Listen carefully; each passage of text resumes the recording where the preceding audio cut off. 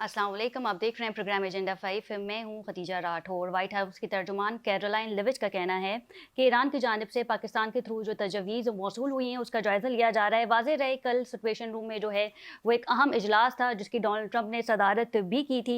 अबनाए Hormuz को खोलने की तजवीज़ भी सामने आई हैं। दूसरी तरफ अमेरिकन सेक्रेटरी मार्को रूबियो का कहना है कि ईरान हमें धमकी नहीं दे सकता। हम जो मुज़ाकरात करेंगे, जो मुआहिदा करेंगे, उसमें सबसे पहले अमेरिका का मफाद देखा जाएगा। जबकि CNN ये रिपोर्ट कर रहा है कि जो क्लॉजेस दी गई थी ईरान की जानिब से, जिसमें पहले ये कहा गया था कि अबनाए हुर्मुज़ की जो नाकाबंदी है इसे मुकम्मल तौर पे ख़त्म किया जाए, फिर सेकंड फेज़ में जो है वो यूरेनियम के मामले पर भी बातचीत हो सकती है। लेकिन CNN ये खबर रिपोर्ट कर रहा है, जैसे डोनाल्ड ट्रंप खासा पसंद नहीं करते, कि सबसे पहले जो बात होगी वो जौहरी हथियारों के मामले पर होगी, उसके बाद ही ये नाकाबंदी जो है वो हटाई जाएगी। वहीं ईरानी वज़ीर ख़ारजा की रूसी सदर प्यूटिन से मुलाकात हुई है। रूसी मीडिया ये क्लेम कर रहा है कि मशरक़ वस्ती की सूरत हाल के हवाले से जो है वो तबादला ख्याल किया गया है। साथ ही मुश्तबा ख़ामनेई का जो पैगाम है वो भेजा गया है रूसी सदर को, जिस पे उन्होंने खुशाइंद कहा है और बाहिमी ताल्लुकात के हवाले से जो है वो बातचीत हुई है। प्यूटिन जो कि सदर हैं रूस के और वज़ीर ख़ारजा ईरान के वहाँ पे मौजूद थे।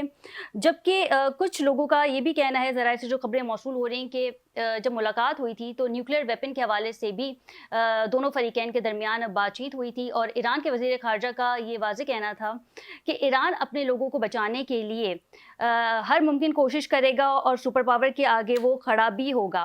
खबर रिसा एजेंसी ये बता रही है कि ईरान की पार्लियामेंट बहुत जल्दी ये कानून पास करने वाली है कि आबनाए हुर्मुज़ पे फुली फ़ौज को तैनात किया जाए। वाज़ेह है इस वक्त पासदारान इनकलाब जो है वो स्ट्रेट ऑफ हुर्मुज़ की जो है वो नाकाबंदी कर रहे हैं। स्ट्रेट ऑफ हुर्मुज़ जो है वो बंद किया गया है, लेकिन ये भी बताया जा रहा है कि पार्लियामेंट से कानून पास होने के बाद जो है स्ट्रेट ऑफ हुर्मुज़ का जो अहाता है उसे पासदारान इनकलाब के हवाले कर दिया जाएगा।